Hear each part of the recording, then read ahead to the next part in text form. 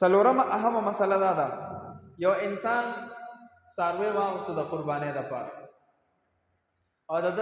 دلی چاهت پیدا شو چې یاره زه دا څاروی بدلومه د دې نه ښه اخلم یا دا څاروی خرڅومه او زه ګډان اخلمه یا چیلی اخلمه اراده بدله شوه چې دا خرڅوم دا بدلومه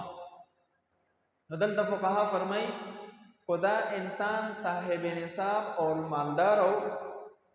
نو چونکی د دغه څاروي په اغستو سره په د باندې قرباني واجب شوی نه وه دا خو اول نه په د باندې واجب وه نو د دپاره د دغه څاروي خرڅول او بل اغستل یا ګډان اغستل بالکل جایز دی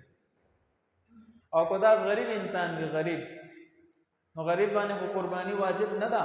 خو چې کله د قربانۍ په نیت سره څاروی واغستو نو د دغه څاروي قرباني به د باندې اوس واجب شوه